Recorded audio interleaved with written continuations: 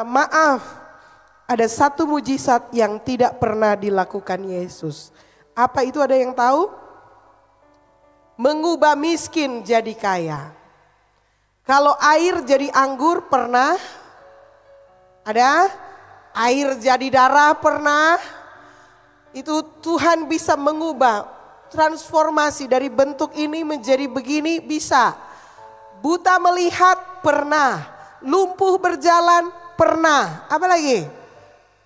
Tuli mendengar pernah, mati bangkit pernah. Kusta disembuhkan, mulus lagi tanpa skincare pernah. Apa lagi? Banyak Tuhan melakukan mujizat. Tapi pernahkah saudara mendengar Yesus melakukan mujizat miskin jadi kaya? Tidak ada.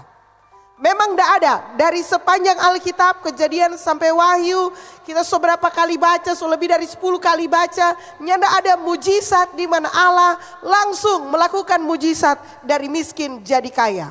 Yesus berulang kali ketemu dengan orang miskin. Gak pernah Yesus melihat orang miskin dan kemudian tergerak dan berkata, "Hai engkau miskin, jadilah kaya hari ini dalam nama Yesus." Dan tiba-tiba di tangannya muncul cincin berlian. Dan kemudian rumahnya berubah dari reot menjadi gedung yang bertingkat. Barangkali gak pernah, saudara-saudara. Dia bahkan pernah pergi ke tempat-tempat di mana banyak orang-orang yang berkekurangan ada di sana. Tapi saya belum pernah menyaksikan Yesus masuk sebuah area kumuh dan kemudian dia lihat, oh kasihan ini daerah ini. Lalu kemudian Yesus mengangkat tangan dan bilang, jadilah daerah kaya raya, miskin jadi kaya. Enggak pernah, saudara-saudara. Dan mengapa gitu ya? Ya nanti kita lihat di Alkitab mengapa hal itu, mengapa Yesus tidak pernah mau melakukan mujizat miskin jadi kaya. Gitu ya. Pastor tunggu dulu, tapi ada satu kisah di mana ada seorang janda yang kemudian dia jadi kaya, pastor. Oh, saya mengerti, saudara sedang membicarakan 2 Raja-Raja 4 ayat 1 sampai 4, betul ya? Kalau saudara ingat 2 Raja-Raja pasal 4 ayat 1 sampai 7, itu cerita tentang seorang janda istri nabi.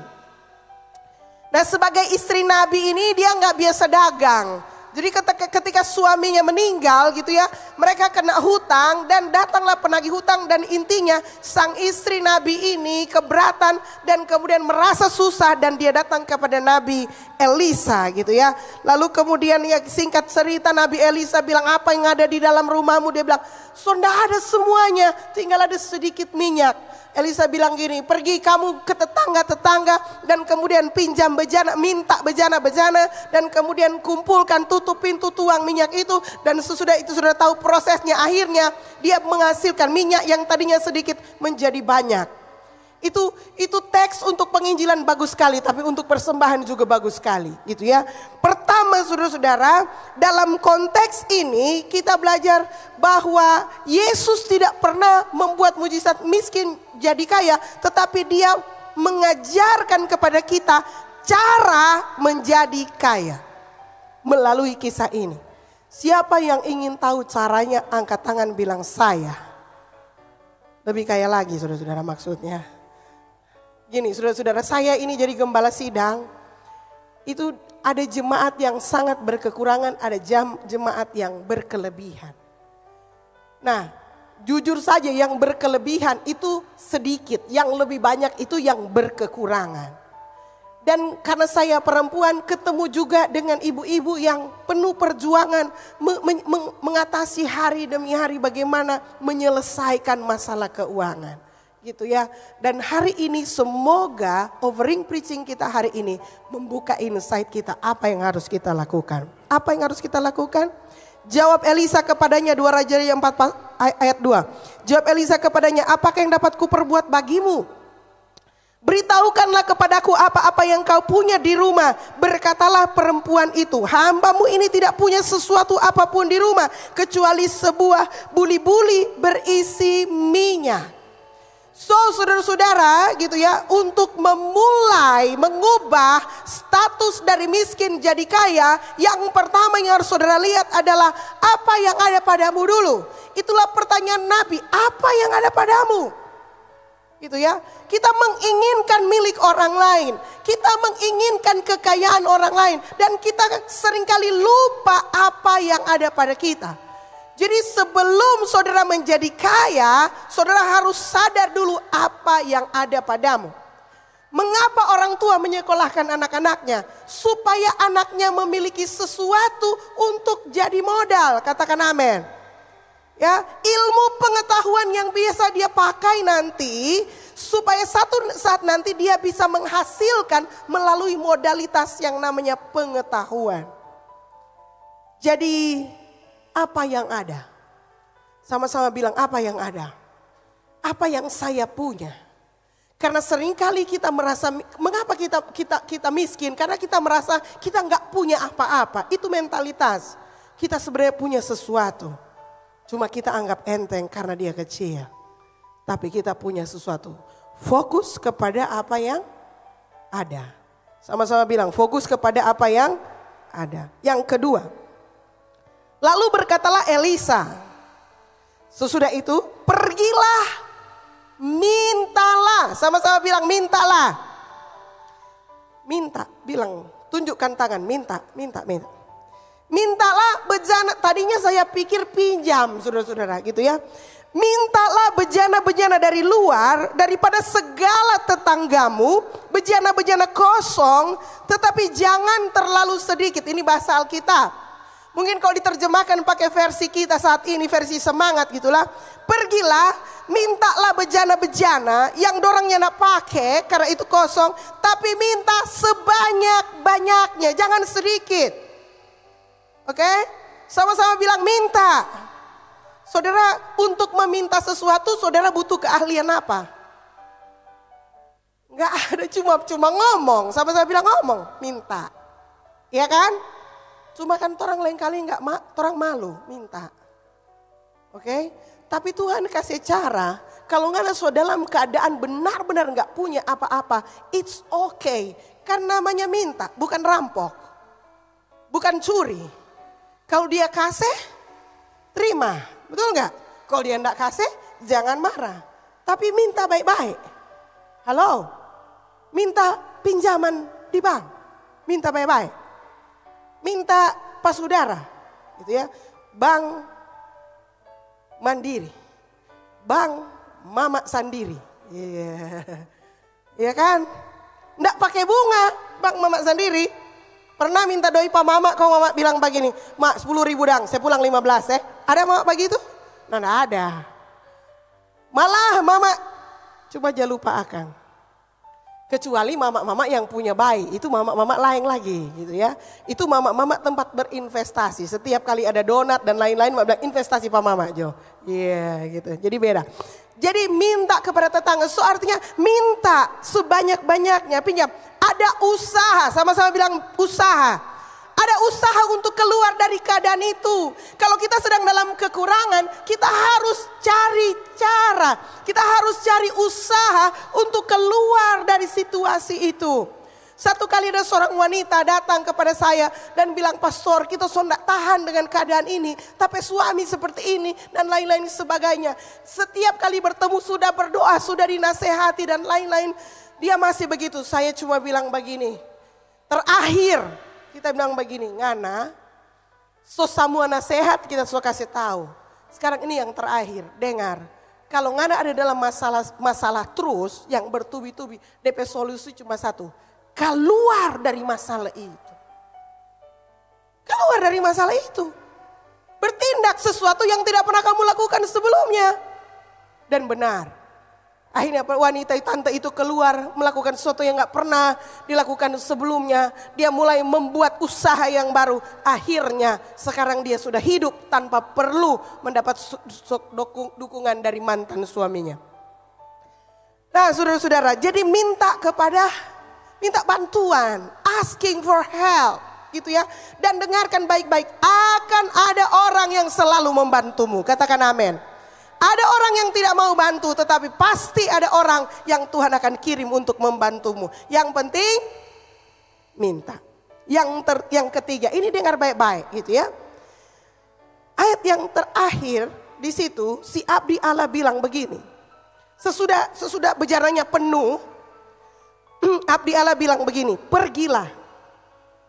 Jualah minyak itu, bayarlah hutangmu dan hiduplah dari lebihnya, engkau serta anak-anakmu.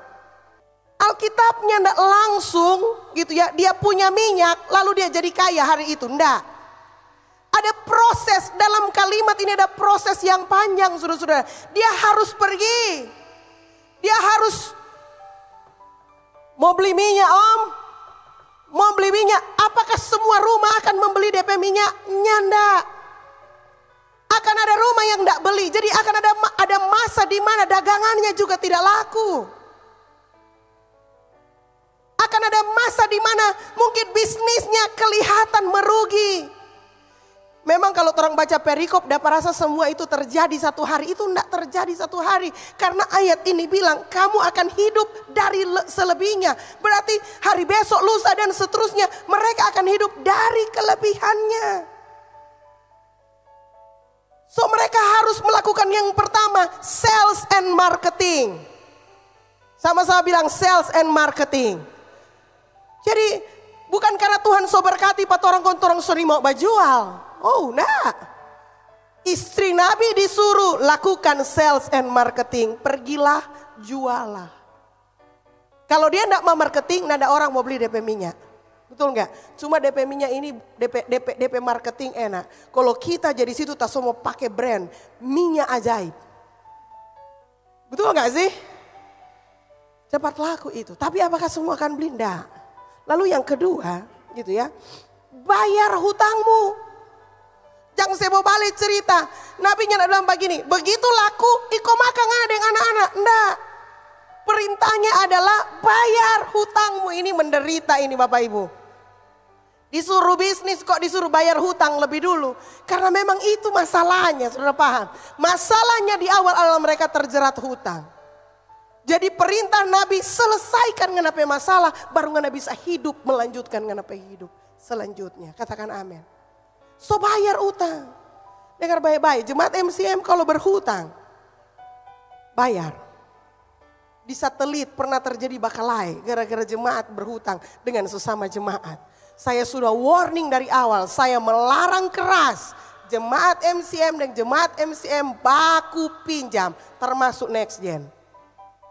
Karena ada gara-gara 50.000 perak, Sony mau datang ke gereja. Karena kalau dia mau datang di gereja mau dapat tagih DP 50.000. Karena mungkin dia tidak ada doi dan dia tidak ada niat mau bayar. Halo? Stop. Jadi kalau udah utang bayar. Sama-sama bilang kalau udah utang bayar. Dan hiduplah dari lebihnya. Jadi Nabi mengajarkan kepada wanita ini untuk lakukan manajemen. Bayar utang, mana yang untuk bayar utang, mana yang untuk hidup. Paham maksudnya? So Tuhan memang tidak pernah melakukan mujizat dari kaya jadi miskin. Mujizat yang pernah terjadi di dalam Alkitab adalah dari saudara tidak punya apa-apa, Tuhan kasih bisnis. Sama-sama bilang bisnis. Mungkin saatnya engkau untuk memulai bisnis baru. Mungkin saatnya engkau untuk mengembangkan bisnis yang sudah ada. Saudara-saudara, dalam mengembangkan bisnis memang tidak gampang. Tapi mengapa ada usaha yang bisa bertahan dan ada usaha yang dalam awalnya semangat tapi kemudian jatuh. Karena nggak ada orang mau rugi, betul nggak? Jadi kita semua satu kali saudara-saudara, Pastor Ramli kan punya sapi sakit. Sakit dan mati dan itu sapi yang paling mahal dari yang dia punya begitu.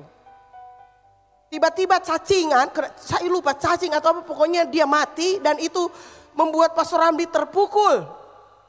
Karena dia punya sapi mati. Sapi yang paling mahal investasinya.